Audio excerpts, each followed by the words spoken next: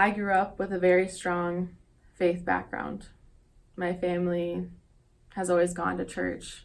My grandparents are Norman and June helped, and they are missionaries in Africa. So for me, it was never a question of like whether I was going to follow Jesus at the beginning or coming to terms with something that I was unfamiliar with. For me, it's I've always known Jesus, I've always known God, but finding how I stood in my own way of that relationship and how just my own personal deviations from that path and walking alongside that, and then understanding I've had a lot of trouble with self-value and perfectionism.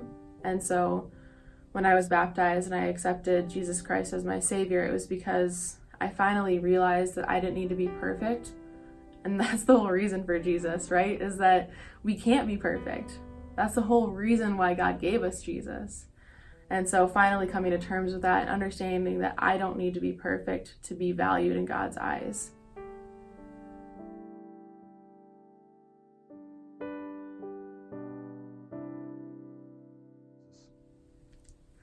Norman and June Haupt have been amazing guiding mentors in my life as far as spiritual guidance. And for me, growing up, there was a lot of stress in our family household, and there was a lot of hard times. And so I felt like I was always carrying around a lot of weight with me. And whenever I looked at Norman and June, they were so light.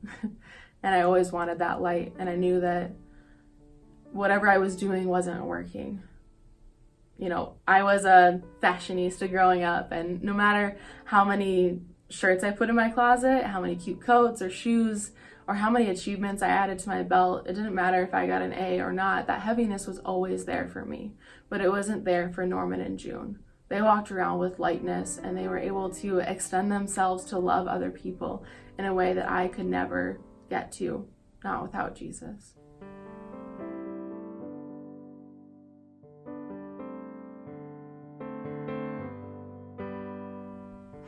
Sin, the world, other people, those are easy answers, but the biggest one is myself. I'm my own worst enemy. I'm a human, so I was created in God's image, and I have these amazing gifts that God has given me, but I'm still sinful, I'm still human, I'm still going to fall, I will always fall, but Jesus will always be there to pick me back up, and He will always be there with the gifts for me that He has given me. No matter how much I could displease Him, He will always be there. And He will always use whatever I've done bad, and He'll turn that around and use it for good. Like, how awesome is it to follow God like that? That not only He forgives us for what we have done, is that He turns it around and creates goodness from it. He creates good out of our bad. How amazing is it to follow God like that?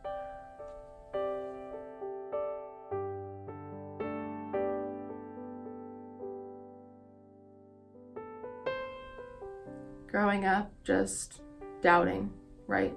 And when you're faced with challenges at home, at school, when you're trying to figure out who you are and who God is, I think that's the most challenging time.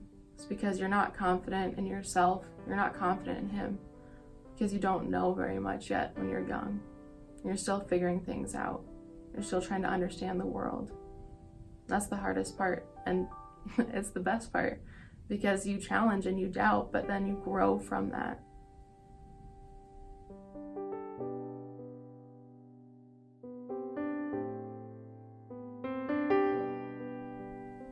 The joy of following Jesus always brings me back. Whenever I'm really close in relationship with Jesus, I feel so much joy and so much peace. And when I'm walking away from Jesus, I don't have that anymore.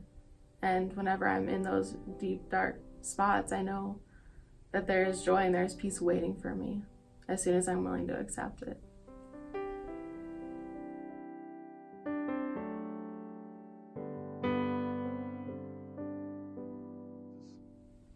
Jump in.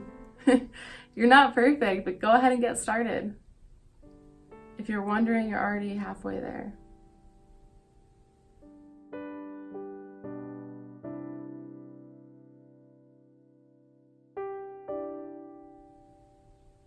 Don't be afraid.